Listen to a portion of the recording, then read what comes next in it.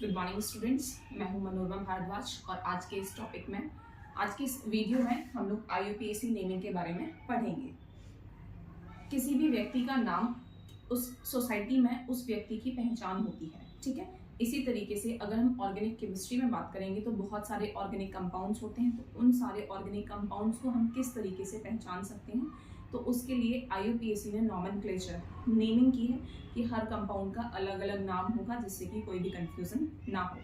इस टॉपिक को समझाने के लिए मैं आपको एक बहुत छोटा सा एग्जांपल देती हूँ। मेरा एक स्टूडेंट हुआ करता था, उसका नाम था बेटा कुंवर ठाकुर भानु प्रताप सिंह।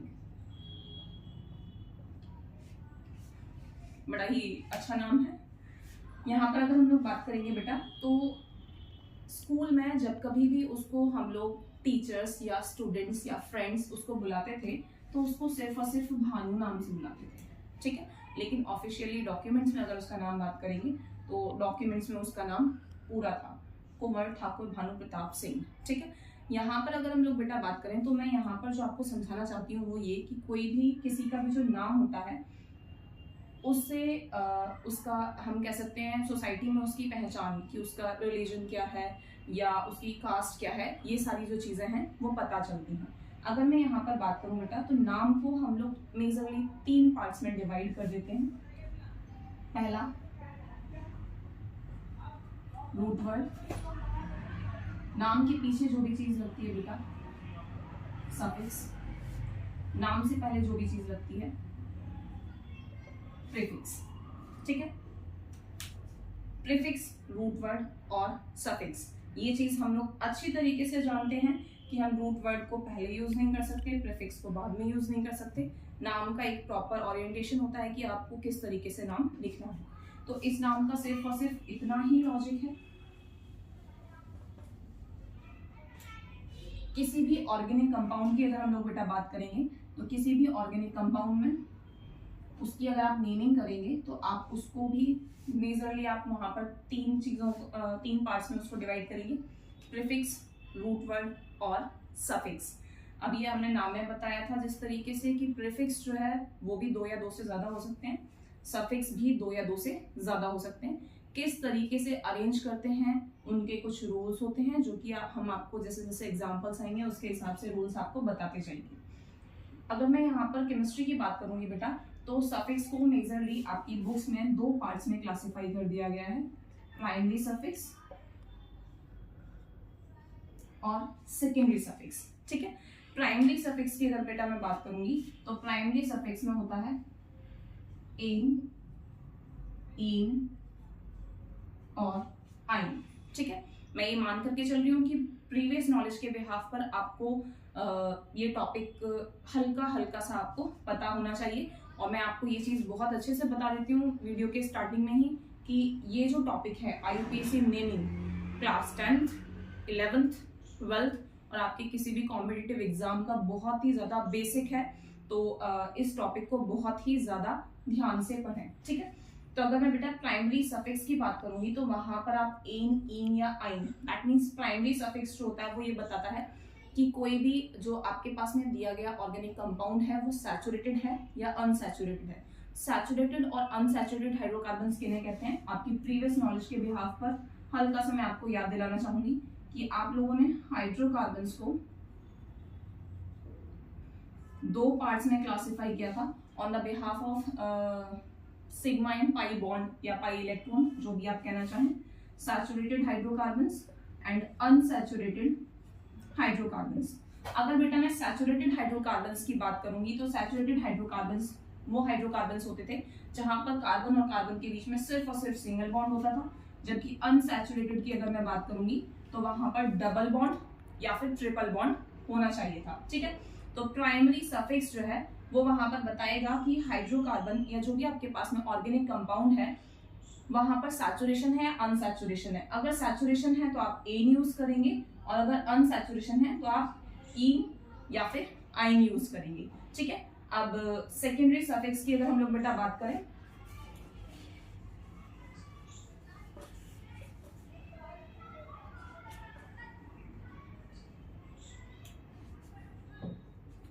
सेकेंडरी सफिक्स के बारे में हम लोग बात करेंगे, पर आप उससे पहले मुझे 1 मिनट का टाइम देंगे।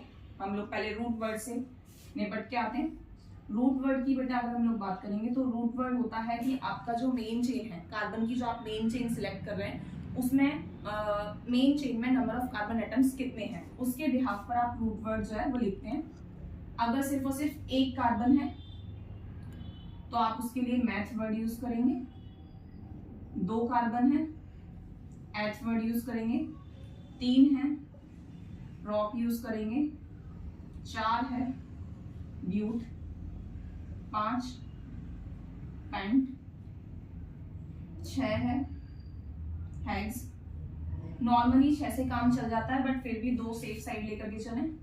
7 है हेप्ट और 8 है oct. That means main chain में जितने कार्बन है उसके बिहाफ पर आपको रूट वर्ड जो है वो याद रखना पड़ेगा। एक कार्बन के लिए मैथ, एथ, रॉक, ब्यूट, पेंट, हेक्स, हेप्ट और ऑक्ट। ठीक है, तो ये वाली तो चीज हो गई रूट वर्ड। प्रीफिक्स की बेटा अगर हम लोग बात करेंगे तो प्रीफिक्स में आते हैं सबसे पहली चीज हम लोग कहेंगे साइड चेन्स, जिनको कि आप नॉर्मली अल्काइल ग्रुप के नाम से भी जानते हैं। अल्काइल ग्रुप्स की अगर मैं बात करूं तो मैं आपको रिमाइंड कराऊंगी, अल्काइल ग्रुप जो होता है वो किस तरीके से बनता है बेटा, वो बनता है अल्कीन में से एक हाइड्रोजन आपको माइनस कर देना होता था। आप फॉर्मूला भी अगर आप देखेंगे तो CnH2n+1, ये अल्काइल ग्रुप का फॉर्मूला होगा, जनरल फॉर्मूला। ठीक है, साइड चेन्स हो गई। आप इसको इस तरीके से भी कह सकते हैं कि नंबरिंग में आप जिस कार्बन को या जिस चेन को आप नंबर नहीं दे पाते हैं, मेन चेन में सिलेक्ट नहीं कर पाते हैं, उनको आप साइड चेन्स कहते हैं। ये क्या होती हैं आपको हम जब एग्जांपल्स के उसमें समझाएंगे तो आपको और ढंग से समझ में आएगा। साइड चेन्स, इसके अलावा हालोजेंस और इसके अलावा functional group with less priority order. ठीक है, ऐसे फंक्शनल ग्रुप जिनकी प्रायोरिटी जो है कम होती है उनको आप प्रीफिक्स में रखते हैं। ये दोनों चीजें आसानी से समझ में आ जाती हैं क्योंकि ये दोनों हमारी प्रीवियस नॉलेज के ऊपर बेस्ड थी। ये आखिरकार क्या चीज है इसको अभी हम समझाएंगे जब हम आपको सेकेंडरी सफिक्स समझाएंगे, उसके साथ में इन दोनों को कंबाइन करके समझाएंगे। तो सेकेंडरी सफिक्स की बेटा अगर हम लोग बात कर रहे हैं तो functional group with higher priority. ठीक है, अब इस चीज को थोड़ा सा ढंग से समझने की कोशिश करेंगे हम सभी। हमने कहा प्रीफिक्स, रूट वर्ड, सफिक्स होगा। सबसे पहले प्रीफिक्स होगा। हमें सबसे पहला जो काम करना है वो आपको मेन चेन सिलेक्ट करनी है। मेन चेन सिलेक्ट करने के बाद में आप रूट वर्ड सिलेक्ट करेंगे। जिस ऐसे कार्बन्स जिनको आप चेन में सिलेक्ट नहीं कर पाए हैं वो साइड चेन में चले जाएंगे, प्रीफिक्स। हालोजन भी प्रीफिक्स में जाएंगे। फंक्शनल ग्रुप जिनकी प्रायोरिटी कम है वो प्रीफिक्स में चले जाएंगे। अब फंक्शनल ग्रुप ऐसे कौन से हैं जिनकी प्रायोरिटी कम है, उसके बारे में हम लोग बेटा बात करते हैं। यहाँ पर देखें, सफिक्स की अगर हम लोग बात करें तो प्राइमरी और सेकेंडरी 2 टाइप का होगा। प्राइमरी मैं आपको ऑलरेडी बता चुकी हूँ, सैचुरेशन और अनसैचुरेशन के बिहाफ पर। सेकेंडरी की बात करेंगे तो ऐसे फंक्शनल ग्रुप जिनकी प्रायोरिटी हाई होती है वो सेकेंडरी सफिक्स में जाते हैं। जैसे मैं यहाँ पर आपको ये चीज बताऊंगी कि आपके पास में एक चेयर है और आप बैठने वाले एक कैंडिडेट हैं, तो आप उस चेयर पर आसानी से बैठ जाएंगे, किसी को कोई दिक्कत नहीं है। बट अगर ऐसा होता है कि चेयर एक ही है लेकिन आप बैठे हैं ऑलरेडी, और अगर आपके पापा आपके पास वहां पर आकर के खड़े हो जाते हैं तो आपको क्या करना पड़ेगा, आपको उनके लिए सीट छोड़नी पड़ेगी। ठीक है, तो वहां पर मैं फंक्शनल ग्रुप का कंपैरिजन जो है मैं आपसे, आपके पापा से या जो कोई भी फैमिली मेंबर है उससे कर रही हूँ।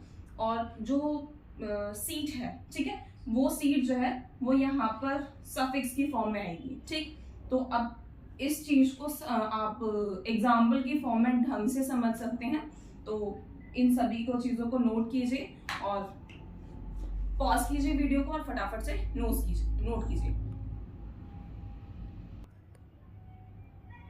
हाँ जी बेटा, तो हम लोग आपको बता रहे थे कि अगर आपको किसी भी स्ट्रक्चर में 2 या 2 से ज्यादा फंक्शन ग्रुप आपको दे रखे हैं तो आप किस हिसाब से प्रायोरिटी सेट करेंगे। ठीक है, हमने आपको बताया कि कम प्रायोरिटी है तो आप उसको प्रीफिक्स में ले जाएंगे, अगर ज्यादा प्रायोरिटी है तो आप उसे सेकेंडरी सफिक्स की तरह यूज करेंगे।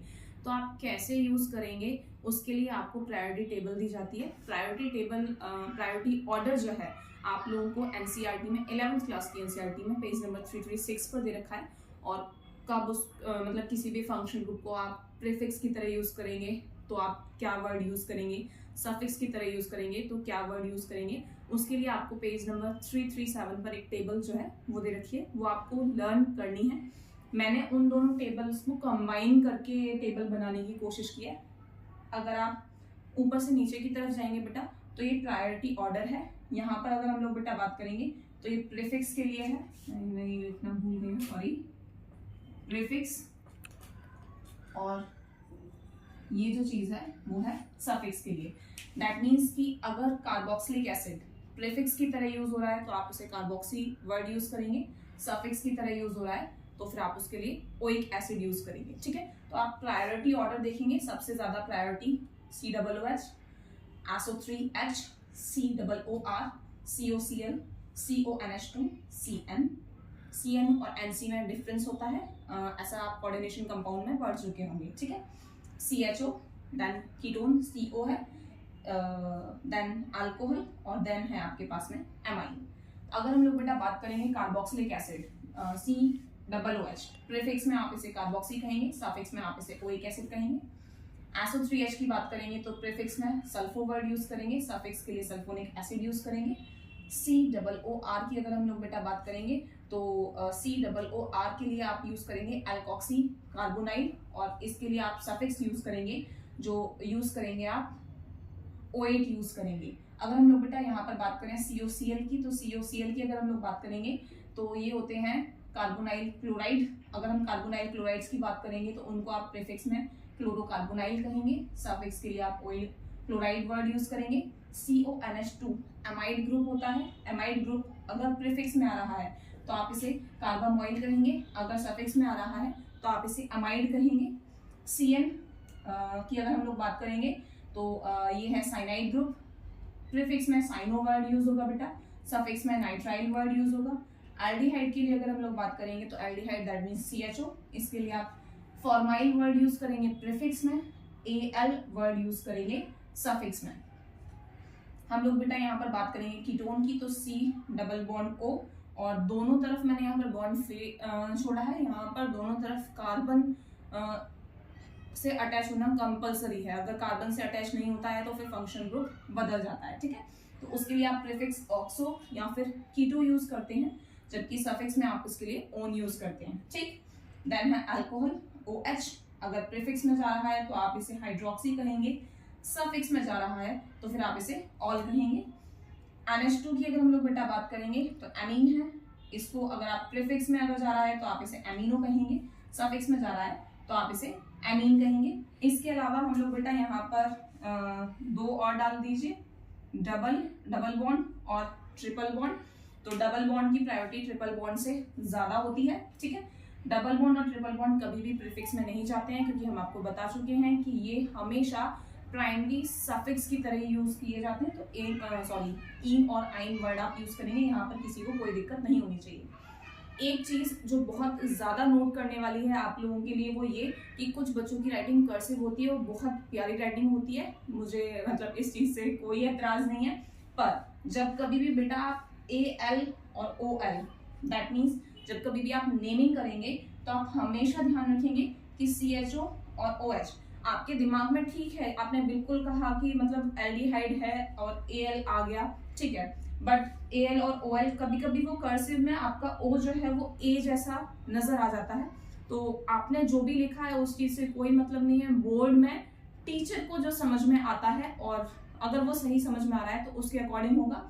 तो कर्सिव राइटिंग स्पेशली आप अल और ऑल के केस में कर्सिव राइटिंग यूज ना करें, थोड़ा सा डिफरेंस रखें, इस चीज को ध्यान रखें। ठीक है, आप इसको वीडियो को पॉज कीजिए, इस टेबल को नोट कर लीजिए। आप चाहें तो एनसीईआरटी से हेल्प ले सकते हैं, वहां पर 2 टेबल है, बट मैंने यहाँ पर उन दोनों टेबल्स को कंबाइन किया है कि प्रायोरिटी ऑर्डर भी आपको याद हो जाएगा और प्रीफिक्स और सफिक्स भी आपको यहाँ से याद हो जाएगा। ठीक है, फटाफट से नोट कीजिए।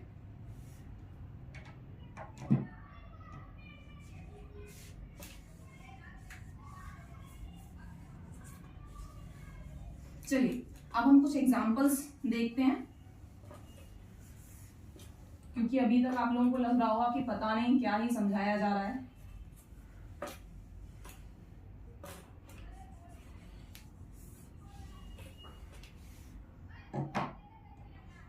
एग्जाम्पल्स की हेल्प से बेटा आपको और भी अच्छी तरीके से समझ में आएगा।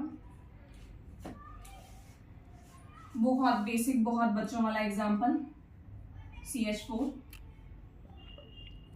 आई थिंक किसी को कोई प्रॉब्लम नहीं होनी चाहिए। सॉरी। हाँ जी, एक कार्बन है, कोई दिक्कत नहीं है। मीथेन, आपको आपकी बचपन की नेमिंग याद करा रही हूँ, बचपन नहीं सिर्फ 10th क्लास तक की, ठीक है। हाँ जी, देखें CH3,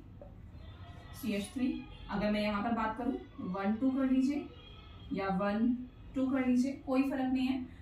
दोनों ही जो मेन चेन सिलेक्ट करेंगे आप, कोई दिक्कत नहीं है, दोनों ही सही है। अगर हम लोग यहाँ पर बात करेंगे, इथेन हो गया, मान लीजिए मैं कुछ इस तरीके से बात करूं,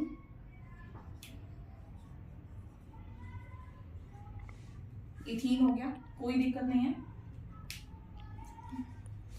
आगे बढ़ते हैं। ये बिल्कुल बेसिक चीजें हैं जो आपको हल्का सा रिमाइंड कराई जा रही हैं। सबसे पहली चीज जो आपको याद रखनी है, जो आपको 10th क्लास में भी बताया गया था कि आपको लॉन्गेस्ट चेन सिलेक्ट करनी है, ठीक है। लॉन्गेस्ट चेन किस तरीके से सिलेक्ट करनी है, मतलब आपको हर एग्जांपल के साथ में एक नया रूल बताया जाएगा। तो लॉन्गेस्ट चेन सिलेक्ट करनी है, आपको इस चीज को देखना है बेटा। देखते हैं किस तरीके से। हाइड्रोजन में आपको यहाँ पर सिर्फ और सिर्फ एक एग्जाम्पल में बैलेंस करके दिखाऊंगी, बाकी आपको, क्योंकि मैं आपको सिर्फ और सिर्फ रिमाइंड करा रही हूँ कि हाइड्रोजन को किस तरीके से बैलेंस किया जाता है। मेरा पूरा फोकस सिर्फ और सिर्फ नेमिंग पर है, यहाँ पर बाकी चीजों पर नहीं। कार्बन की अगर बेटा मैं बात करूंगी तो कार्बन एक बॉन्ड ऑलरेडी बना रखा है, दैट मीन्स 3 हाइड्रोजन, 2 बॉन्ड है। टेट्राहेड्रल वैलेंसी होती है, ये चीज सभी को पता है, तो 4 वैलेंसी होनी चाहिए। तो हाइड्रोजन को आप वैसे बैलेंस करेंगे, वापस H2 और CH3। लॉन्गेस्ट चेन सिलेक्ट करनी है। लॉन्गेस्ट चेन मीन्स 1 2 3 4, ऐसा नहीं आप 1 2 कर दें या 1 2 3 कर दें। आप मैक्सिमम आप कितना लंबा लेके जा सकते हैं, आपको उतना लंबा लेके जाना है। और मैक्सिमम किस तरीके से, अभी बच्चे इस चीज का गलत मतलब भी निकाल सकते हैं। किस तरीके से हो सकता है कि आप लोगों का मन करे CH3 CH3, ठीक है, आप लोगों का मन करे 1 2 3 4, तो ये वाली जो चीज है वो गलत है, ठीक है। लॉन्गेस्ट चेन आपको इस तरीके से सिलेक्ट करनी है कि कहीं पर भी चेन ब्रेक नहीं होनी चाहिए। 1 2 3 के बाद अगर इधर है तो आप जाइए, कोई दिक्कत नहीं है, बट क्योंकि इन दोनों कार्बन्स के बीच में कोई भी बॉन्ड नहीं है तो आप इधर इसको 4 नंबर नहीं दे सकते हैं, ठीक है। तो इसको हम रद्द करेंगे।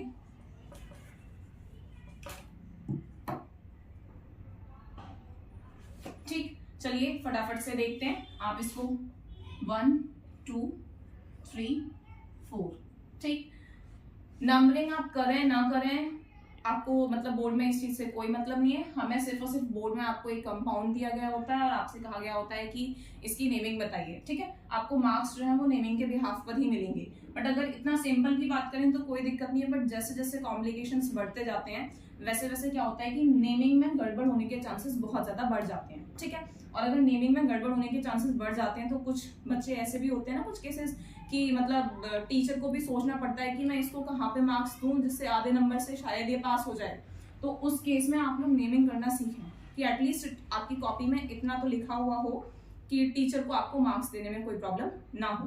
वैसे आप नंबरिंग करते हैं तो अच्छी बात है, अपनी सुविधा के लिए कर रहे हैं, बट अगर नहीं भी करते हैं तो कोई भी फर्क नहीं है, ठीक। हाँ जी, देखेंगे बेटा, तो 4 मेन चेन में कितने कार्बन है? 4। आपने नोट्स बनाए हैं, उसमें आप पेज पलट करके देखिए कि 4 अगर कार्बन है तो उसके लिए रूट वर्ड जो होगा वो क्या होगा? ब्यूट, ठीक है। तो ब्यूट सैचुरेशन है, कहीं पर भी अनसैचुरेशन नहीं है, तो इसलिए आप इसको कहेंगे ब्यूटेन, ठीक है। अगर बेटा मैं यहाँ पर बात करूं तो यहाँ पर देखिए आपने लॉन्गेस्ट चेन सिलेक्ट कर ली। क्या ऐसा कुछ हो पा रहा है कि लॉन्गेस्ट चेन सिलेक्ट करने के बाद में आपके पास में साइड चेन बच रही है? हमने आपको बताया था कि ऐसे कार्बन्स या ऐसी चेन जिनको कि आप नंबरिंग में सिलेक्ट नहीं कर पाते हैं उसको आप साइड चेन कहते हैं, और साइड चेन हमेशा प्रीफिक्स में जाती है, तो दैट मीन्स आपको रूट वर्ड से पहले प्रीफिक्स आपको लगाना पड़ेगा। तो रूट वर्ड से पहले प्रीफिक्स लगाएंगे। अल्काइल ग्रुप है और इस अल्काइल ग्रुप में कितने कार्बन है? एक, और एक के लिए रूट वर्ड क्या होता है बेटा? मैथ। लेकिन यहाँ पर हम लोग क्या वर्ड यूज करेंगे? मिथाइल, ठीक है, क्योंकि ये अल्काइल ग्रुप है, साइड चेन अल्काइल ग्रुप, ठीक, कोई दिक्कत नहीं है। अब इसकी पोजीशन बताइए कि इसकी पोजीशन जो है वो क्या है? वो सेकंड पोजीशन पर है, ठीक है, ध्यान दें, अल्काइल ग्रुप है, ठीक है, बट कौन सी पोजीशन पर है? सेकंड पोजीशन पर है। अब हमारा प्रीफिक्स वाली जो चीज है वो कंप्लीट हो गई। अब आपको मेन चेन की तरफ वापस से आना है। मेन चेन में आप वापस से आएंगे तो 3 कार्बन के लिए आपका रूट वर्ड होगा बेटा प्रॉप। कोई भी अनसैचुरेशन, सैचुरेशन, उसके बिहाफ पर देखेंगे एन, ठीक है। अब यहाँ पर कुछ चीजों पर आप लोगों को ध्यान देना है। अल्फाबेट और न्यूमेरिकल डिजिट, न्यूमेरिकल डिजिट और अल्फाबेट, इन दोनों के बीच में आपको हाइफन यूज करना है, ठीक है। एमसीक्यू आ रहा है, हमें कोई दिक्कत नहीं है, वहां पर फटाफट हो जाता है, बट अगर आपके पास में स्ट्रक्चर दिया हो, आपको नेमिंग करनी हो, तो आपको छोटी छोटी चीजों पर ध्यान देना पड़ेगा। न्यूमेरिकल वैल्यू और अल्फाबेट के बीच में हाइफन यूज करें। आप लोग यहाँ पर देखें तो इसको आप और करके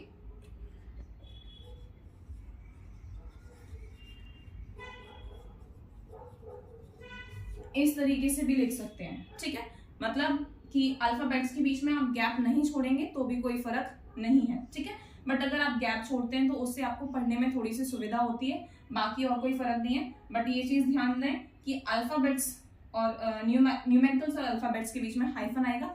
अगर 2 या 2 से ज्यादा न्यूमेरिकल वैल्यूज आ रही हैं तो वहां पर कॉमा आएगा, किस तरीके से आएगा उसके बारे में भी हम लोग बात करेंगे। तो इसको फटाफट से नोट कीजिए और आगे देखते हैं।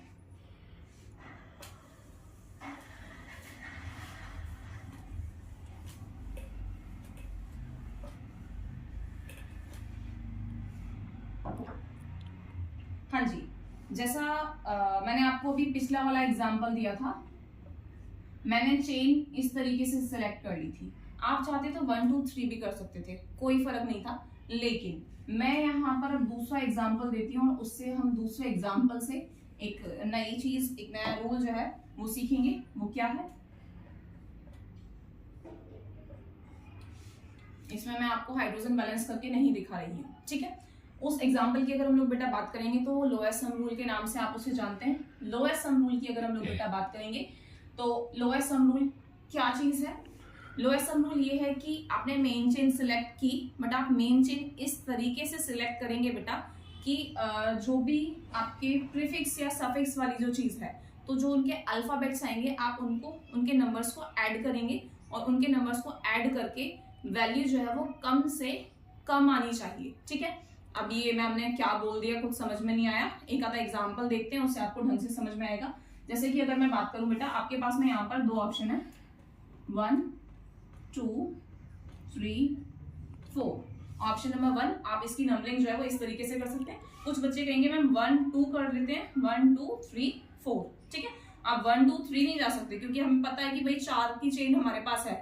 लॉन्गेस्ट चेन सिलेक्ट करनी है सबसे पहली चीज, ठीक है, लॉन्गेस्ट चेन सिलेक्ट करनी है। और अब लोएस्ट सम रूल के अकॉर्डिंग करना है, तो देखें 1 2 3 4 कर लो या 1 2 3 4 कर लो, बात एक ही है, सेकंड पोजीशन पर ही है। लेकिन आपके यहाँ पर हम लोग कुछ इस तरीके से भी कर सकते हैं बेटा, 1 2 3 और 4, ठीक है। अब यहाँ पर अगर हम लोग देखेंगे तो ऊपर वाली चेन जो है वहां पर सिर्फ अभी हमारे पास सिर्फ एक ही हमारे पास में लोकेंट है, तो उसी का बात करेंगे हम लोग, सेकंड पोजीशन पर आ रहा है। और अगर मैं नीचे वाले की बेटा बात करूंगी तो नीचे वाले पर जो न्यूमेरिकल वैल्यू आ रही है, दैट मींस जो भी आपके पास में प्रीफिक्स या सफिक्स आ रहा है, वो जो लोकेंट है उसकी जो वैल्यू है वो कितनी है यहाँ पर बेटा आपके पास में 3, ठीक है।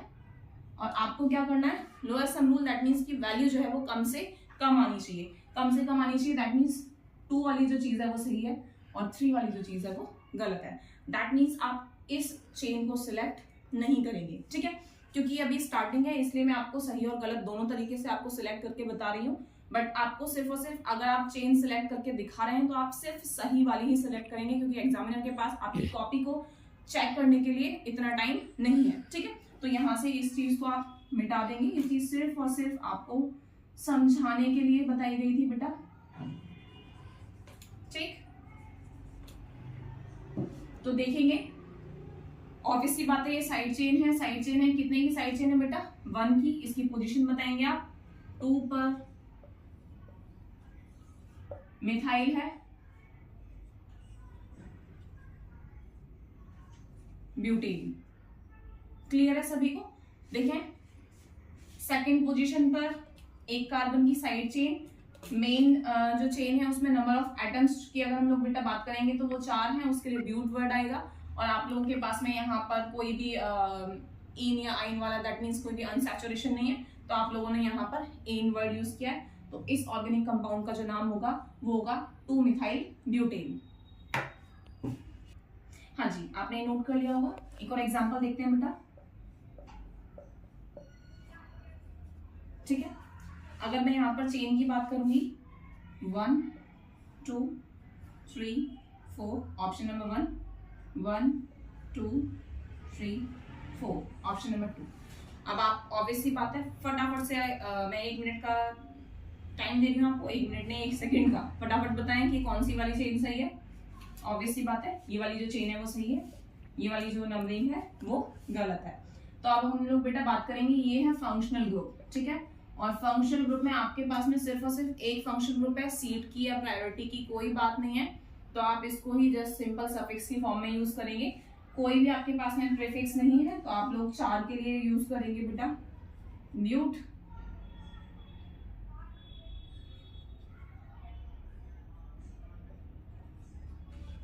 Butane 1 all. ध्यान दें, मुझे पता है अगर आप लोगों को कुछ बच्चों ने पहले से पढ़ रखा है, प्रीवियस नॉलेज है, तो वो बच्चे बोलेंगे मैम ने तो गलत पढ़ा दिया। बिल्कुल सही, ये हल्का सा गलत है, तो यहाँ पर आपको एक नया रूल सिखाया जाएगा। पहले देखें, ब्यूटेन हो गया, फर्स्ट पोजीशन पर आपने अल्कोहल के लिए ऑल वर्ड यूज किया है, ठीक है। मैं यहाँ पर ए और ओ की बात कर रही थी बेटा, कर्सिव राइटिंग में बहुत कंफ्यूजन हो जाता है, तो इसलिए हल्का सा यहाँ पर ध्यान दें। हाँ जी, ये वाली चीज क्लियर हो गई। अब आप लोगों को जो ध्यान देना है बेटा वो ये कि यहाँ पर आप जब भी सेकेंडरी सफिक्स यूज करते हैं, ठीक है, तो सेकेंडरी सफिक्स में स्पेशली मतलब ये एक कुछ मतलब वॉवल या कॉन्सोनेंट्स की अगर हम लोग बात करेंगे तो ऐसा कुछ रूल है, जस्ट सिंपल आप ए कहें, आई कहें और ओ कहें, ये कोई रूल नहीं है, कहीं किसी बुक में आपको नहीं मिलेगा, बट फिर भी आपको ध्यान देना है। जस्ट सिंपल मैं आपको ये बताऊंगी कि ए और ओ से अगर कुछ यूज हो रहा है या ए ई भी लगा लो, अगर ऐसा कुछ आ रहा है यहाँ पर तो आप प्राइमरी सफिक्स का ई जो है वो हटा देंगे, ठीक है। मतलब ई नहीं आएगा, अगर आप ई लगा देते हैं यहाँ पर तो टीचर आपका हाफ मार्क्स बोर्ड में काट सकता है, ठीक है। एटलीस्ट मेरे जैसा टीचर होगा। और अगर आपके मतलब लग रहा है कि 100 आ रहा है तो 100 वाली कॉपी जो है परफेक्शन वाली कॉपी होती है, तो वहाँ पर छोटी छोटी चीजों का ध्यान देना होता है। अगर यहाँ पर ये ए ई आई और ओ है, ठीक है, वो यू वाली चीज नहीं है, तो अगर यहाँ सेकेंडरी सफिक्स में ऐसा कुछ है तो आप प्राइमरी सफिक्स का ई जो है वो हटा देंगे, ध्यान देंगे, ठीक है। यहाँ पर गैप बहुत ज्यादा कर दिया मैंने, तो गैप इतना ज्यादा नहीं होगा, फटाफट से इसको नोट करेंगे।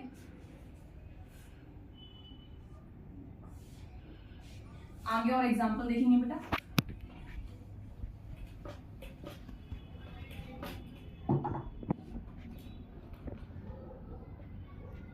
कार्बोक्सिलिक एसिड का एग्जांपल देखेंगे 1 2 3 4। अब मैं आप लोगों को बिल्कुल नहीं बताऊंगी कि मैंने नंबरिंग यहाँ से क्यों की है, ठीक है। 1 2 3 4 यहाँ पर लेकिन एक नया रूल जो आपको ध्यान देना है वो ये कि अगर किसी भी फंक्शनल ग्रुप में कोई भी कार्बन है, ठीक है, तो आप उस कार्बन को नंबर देने की पूरी कोशिश करेंगे। एक एक्सेप्शन केस होता है जो हम आपको सबसे लास्ट में बताएंगे जहां पर नंबर नहीं दिया जाता है, ठीक है। बट बेसिकली अगर आपको कोई भी फंक्शनल ग्रुप ऐसा दे रखा है जहां पर कार्बन है तो आपको उसको नंबरिंग जो है, नंबरिंग में उसको पार्टिसिपेट करवाना ही पड़ेगा। देखें 1 2 3 4, मैंने 1 2 3 4 इसलिए क्यों नहीं किया है, या आप लोग सभी लोग अच्छी तरीके से जानते होंगे। नेमिंग की अगर बेटा मैं बात करूंगी, ब्यूटेन 1 ओइक एसिड, वापस से ध्यान दें ओ आ रहा है, दैट मीन्स यहाँ से आपको ई को हटा देना है, ठीक है। गैप इस वक्त इसलिए आपको नजर आ रहा है इतना कि मैं आपको यहाँ पर ई लगा करके दिखा रही हूँ, अदरवाइज वो एक फ्लुएंसी में हो जाता है। और करके आप जस्ट सिंपल अगर आप देखेंगे बेटा, आप इसे ब्यूटेनोइक एसिड भी लिख सकते हैं, ठीक है। जैसे जैसे प्रैक्टिस हो जाएगी आप इसको बहुत फ्लुएंसी के साथ में करना सीख जाएंगे। नेक्स्ट एग्जांपल देखते हैं।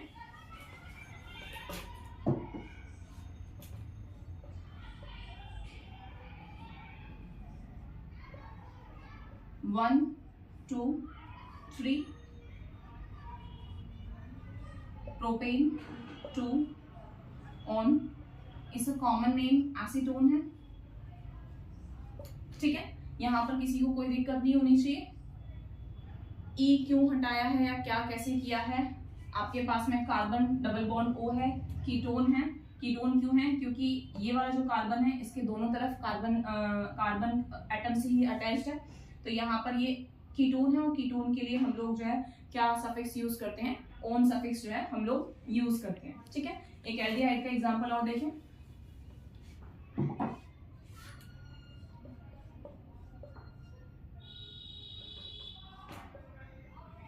ठीक, 1 2 3 4। ठीक, आप कहेंगे मैम सिर्फ और सिर्फ 4 का ही एग्जांपल दे रही हैं। चलिए 5 और 6, हेक्सेन 1 अल। मेरे ख्याल से किसी को कोई भी दिक्कत नहीं होनी चाहिए, बहुत बेसिक से एग्जांपल मैंने आप लोगों को दिए हैं, फटाफट से इसे नोट कीजिए।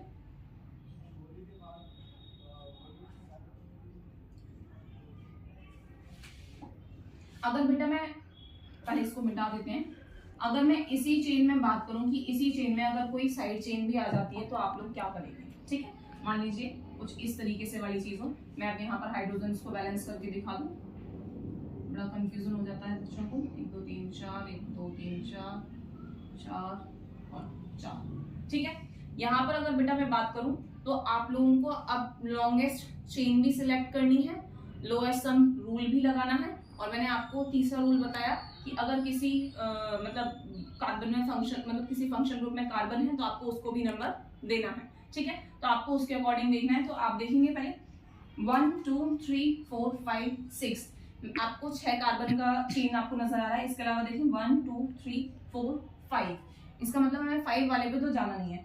अब आपको सोचना ये है कि आपको किधर 1 2 3 4 5 6।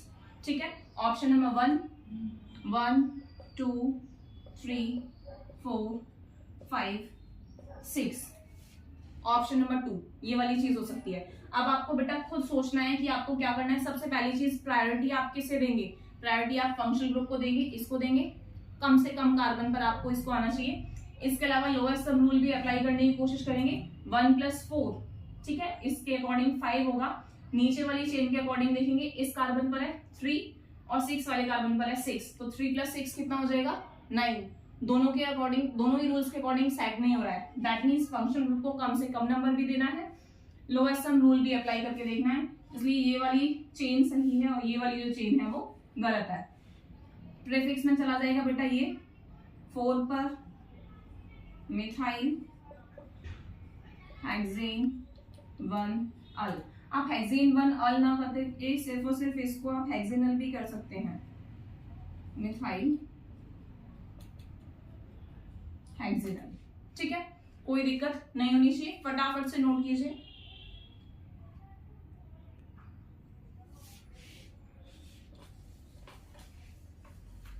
अगला एग्जांपल देखते हैं बेटा, प्रायोरिटी ऑर्डर के अकॉर्डिंग ही देखेंगे।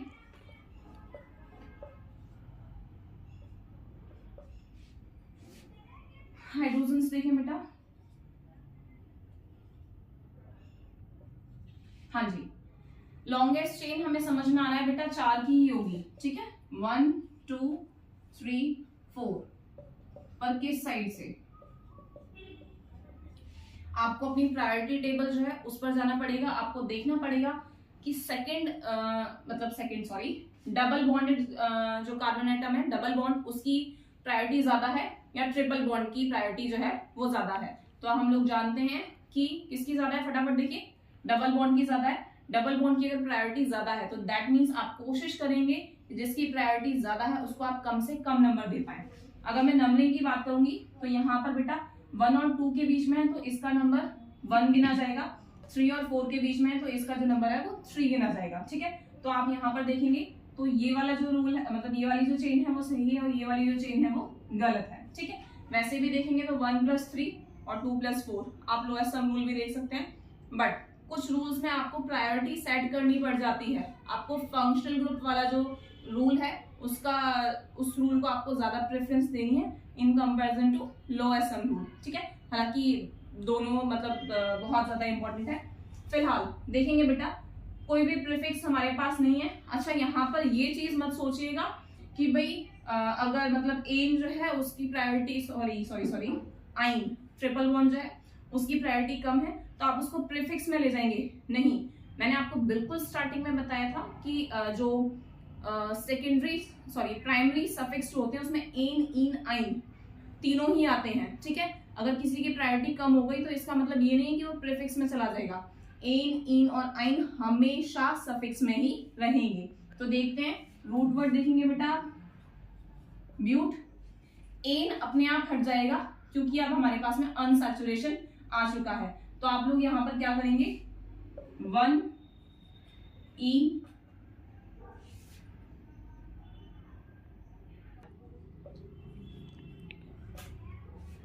ठीक है।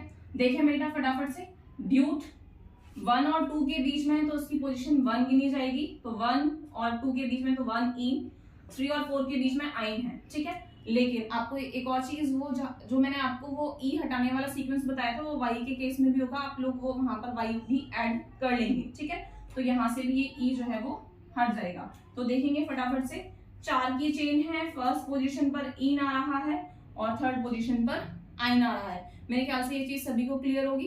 फटाफट से नोट कीजिए, पॉज कीजिए और नोट कीजिए।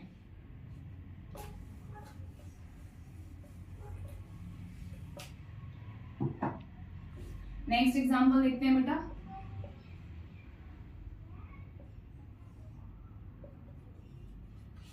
इस एग्जांपल से हम लोग आप लोगों को एक नया रूल बताएंगे और वो नया रूल क्या है,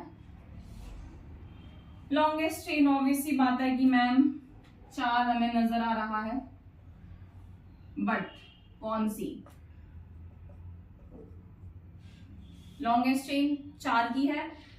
नीचे वाली के अकॉर्डिंग भी 1 + 4 आ रहा है मैम तो 5 आ रहा है, ऊपर वाली के अकॉर्डिंग भी 1 + 4 आ रहा है तो 5 आ रहा है, हमें कोई दिक्कत नहीं है। लोअर सम रूल भी गड़बड़ा रहा है। अगर कुछ इस टाइप की चीज हो रही है तो आपको ध्यान रखना है कि जब 2 या 2 से ज्यादा प्रीफिक्स आ रहे हैं और पोजीशन में आप मतलब पोजीशन अप्रॉक्स आपको समझ में नहीं आ पा रहा है कि कहाँ से आप नंबरिंग शुरू करें कहाँ से नहीं, तो इस केस में प्रीफिक्स को आप पहले ही अपने दिमाग में अल्फाबेटिकल ऑर्डर में अरेंज करके देखेंगे, ठीक है। दैट मीन्स हाइड्रोजन है तो ये ब्रोमो आएगा, ये क्लोरो आएगा। तो ब्रोमो और क्लोरो को आप लोग अपने दिमाग में अल्फाबेटिकल ऑर्डर में अरेंज करेंगे तो हम जानते हैं ब्रोमो पहले आएगा और क्लोरो जो है वो बाद में आएगा, ठीक है। अब अल्फाबेटिकल ऑर्डर में अरेंज करेंगे और उसी के हिसाब से आप उसे प्रेफरेंस जो है वो दे देंगे। दैट मीन्स ब्रोमो को आप प्रेफरेंस देंगे इन comparison two chloro. That means कि ब्रोमो को आप नंबर 1 देंगे और क्लोरो जो है उसको आप नंबर 1 नहीं देंगे, ठीक है। तो अगर हम लोग बेटा बात करेंगे तो इसको हटा देते हैं यहां से, कंफ्यूजन ना क्रिएट हो। तो फर्स्ट पर ब्रोमो, फोर्थ पर क्लोरो ब्यूटेन, ठीक है। यहां से मैंने आपको नया रूल बताया है कि प्रीफिक्स में अगर इस टाइप की कोई चीज हो रही है तो आप प्रीफिक्सेस को भी अल्फाबेटिकल ऑर्डर में अरेंज करके ही आप लोग इसको बताएंगे, ठीक है। बहुत छोटी छोटी मिस्टेक्स होती है बेटा जहां पर बोर्ड में हाफ मार्क्स आसानी से टीचर जो है वो निकाल लेता है कि नहीं भाई यहाँ पर बच्चे का मार्क्स कटेगा। और एक चीज अच्छी तरीके से जान लीजिए, अगर आप 90+ में जा रहे हैं तो आपकी कॉपी बहुत अच्छी तरीके से चेक होती है, तो वहां पर जो टीचर एकदम ढूंढते हैं कि कहाँ पर बच्चे की मिस्टेक जो है उसको हम लोग निकालें और मार्क्स को हम लोग काट सकें। फटाफट से नोट कीजिए बेटा।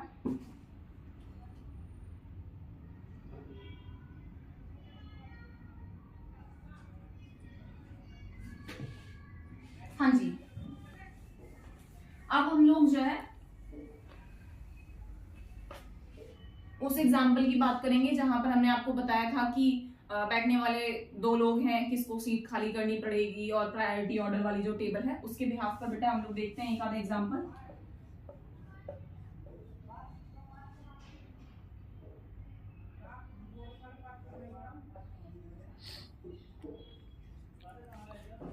हाँ जी, आपके पास में में बेटा दो फंक्शनल ग्रुप है, अल्कोहल और कार्बोक्सिलिक एसिड। ठीक है, तो सबसे पहली चीज ये कि आप देखेंगे कि अल्कोहल और कार्बोक्सिलिक एसिड में से किसकी प्रायोरिटी ज्यादा है। तो किसकी प्रायोरिटी ज्यादा है, बिल्कुल सही, कार्बोक्सिलिक एसिड की। आपको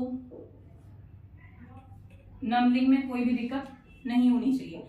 अब जिसकी प्रायोरिटी ज्यादा है, मैं यहाँ पर हल्का सा, क्योंकि ये पहला एग्जाम्पल है इसलिए मैं यहाँ पर इस तरीके से लिख रही हूँ। आपको बोर्ड में ऐसा कुछ भी नहीं लिखना, सब चीज आपको दिमाग में रखनी है, और जितना आप प्रैक्टिस करेंगे तो आपको ये चीज अपने आप आ जाएगी। ठीक है, आपके पास में बेटा COOH है और आपके पास में है OH। ठीक है, COOH की बेटा अगर मैं बात करूंगी तो इसकी प्रायोरिटी जो है वो ज्यादा होगी, हायर प्रायोरिटी, और ये जो है वो लेस प्रायोरिटी है। हायर प्रायोरिटी है तो दैट मीन्स वो कहां पर जाएगा, वो सफिक्स में चला जाएगा, जबकि ये जो है वो प्रीफिक्स में चला जाएगा। मैंने आपको बताया था कि आप ऑलरेडी बैठे हैं, बट पापा अगर आ गए तो आपको आपकी सीट जो है वो छोड़नी पड़ेगी। तो जो फंक्शनल ग्रुप है OH है, वो फंक्शनल ग्रुप है, वो सफिक्स में रहेगा, ठीक है, पर तब तक जब तक कि कोई हायर प्रायोरिटी वाला फंक्शनल ग्रुप नहीं आ जाता। हायर प्रायोरिटी COOH यहाँ पर जो है उसकी प्रायोरिटी हायर है, इसलिए वो सफिक्स में चला जाएगा। ये जो चीज है ये आपको एग्जाम में बिल्कुल भी लिखने की कोई भी जरूरत नहीं है। ठीक है, तो देखेंगे अब फोर्थ पोजीशन पर बेटा क्या है। अब आप इसको ऑल नहीं लिखेंगे, बच्चे यहाँ पर बहुत ज्यादा गड़बड़ कर देते हैं, बच्चे यहाँ पर इसको ऑल लिख देते हैं। नहीं, आपको हमने बताया था प्रायोरिटी टेबल में प्रीफिक्स और सफिक्स बताए गए थे। ठीक है, तो यहाँ पर ऑल ना लिख करके आपको क्या लिखना है बेटा, हाइड्रोक्सी।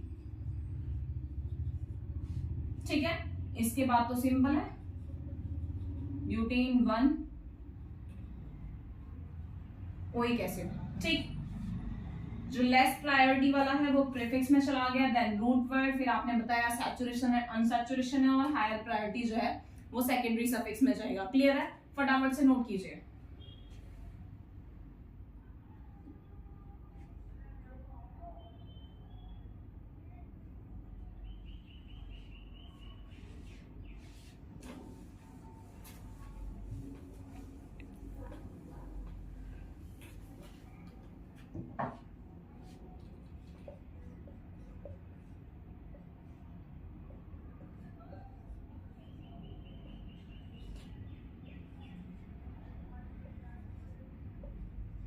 हाँ जी, देखेंगे बेटा फटाफट से।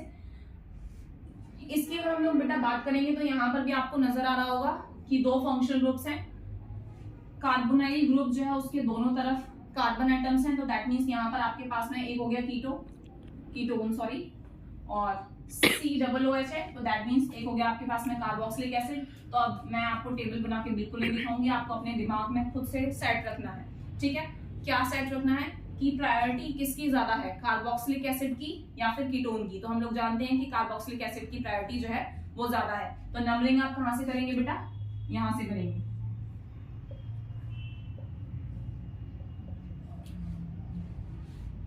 क्लियर है, तो अगर हम लोग यहाँ पर बात करें तो ऑब्वियसली बात है कि इसकी प्रायोरिटी कम है, तो ये प्रीफिक्स में चला जाएगा। तो फोर्थ पोजीशन पर क्या आएगा बेटा, यहाँ पर कीटो, देन रूट वर्ड क्या आएगा, पेंटेन 1 ओइक एसिड का हो या पेंटेनोइक एसिड का हो, कोई भी दिक्कत नहीं है।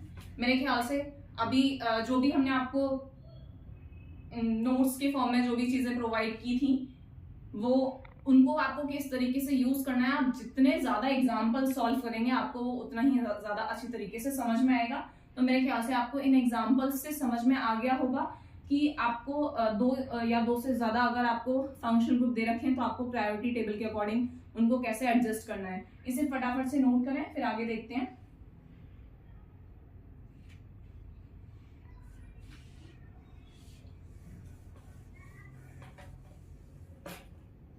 एक एग्जाम्पल और देखते हैं बेटा, बड़ा ही प्यारा एग्जाम्पल है।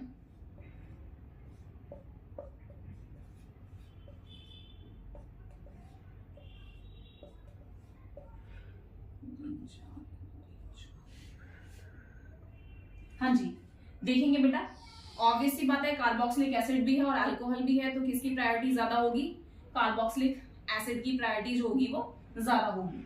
तो लॉन्गेस्ट चेन भी सिलेक्ट करनी है। बच्चे जो अक्सर गड़बड़ करते हैं उनको सिर्फ और सिर्फ यही 2 कार्बन नजर आते हैं, ऐसा नहीं है। आप ध्यान से देखेंगे कि हमने आपको बताया था कि जिस फंक्शनल ग्रुप में कार्बन होगा तो आपको उसको भी नंबर देने की पूरी कोशिश करनी है।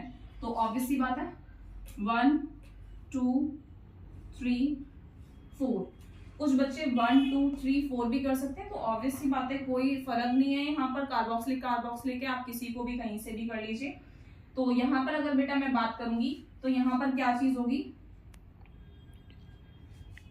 आपको ध्यान होना चाहिए। मैंने आपको बताया था कि 2 या 2 से ज्यादा न्यूमेरिकल वैल्यूज अगर आ रही हैं तो आपको कॉमा यूज करना है, ठीक है। कॉमा नहीं यूज करेंगे तो 23 हो जाएगा, ध्यान रखिएगा।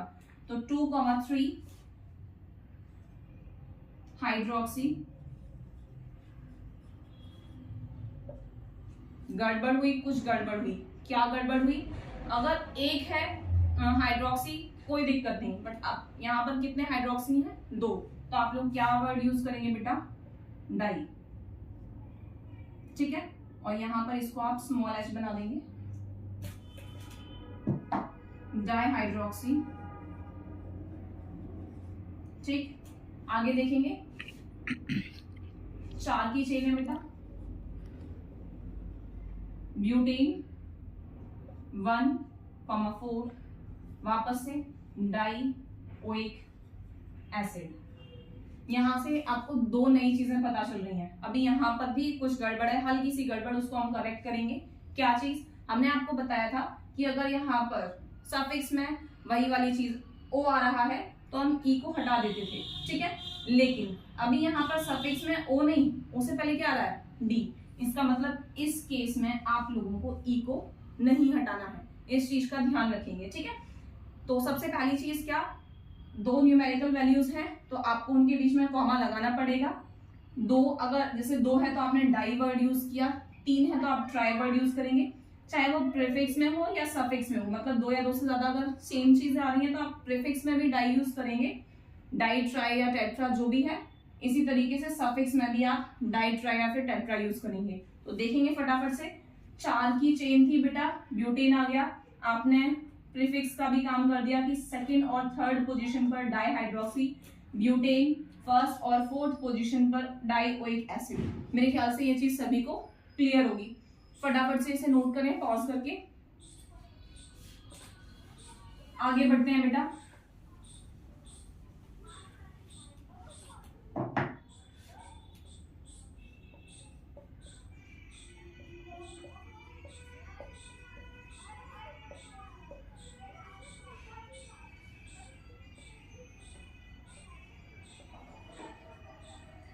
आप लोगों को मैंने ये रूल बताया था कि अगर किसी फंक्शनल ग्रुप में कार्बन आ रहा है तो आप उसको नंबरिंग देने की कोशिश करेंगे, ठीक है।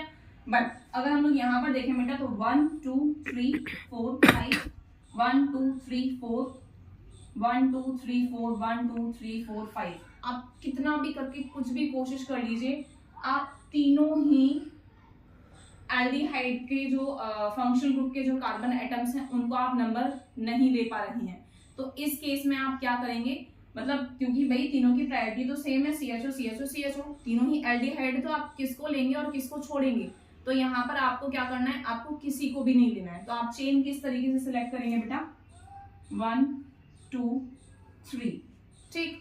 आप फटाफट से इसकी नेमिंग करने की कोशिश कीजिए, मुझे पक्का पता है कि आप इसको पक्का गलत करेंगे। चलिए देखते हैं किस तरीके से होगा बेटा। यहाँ पर अगर हम लोग बेटा बात करेंगे propane 1 2 3 try carbaldehyde,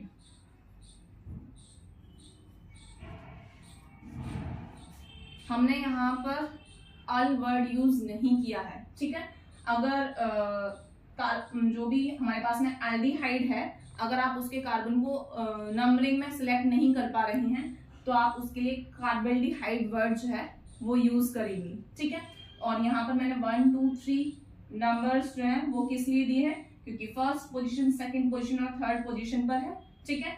try word use किया है, किसी को कोई दिक्कत नहीं होनी चाहिए, क्योंकि यहाँ पर टी से शुरू हो रहा है तो आप यहाँ से ई को भी नहीं हटाएंगे, ठीक है। यहाँ पर मैंने इस वीडियो में आपको बहुत हल्का सा आपको नेमिंग जो है वो समझाने की कोशिश की है, बट आप जितना ज्यादा प्रैक्टिस करेंगे आप लोगों को उतना ही और अच्छी तरीके से समझ में आएगा, ठीक है। मैं उम्मीद करती हूँ कि इस वीडियो में समझाया गया आपको सारे टॉपिक्स जो हैं वो क्लियर हुए होंगे और प्रैक्टिस कीजिए। Thank you.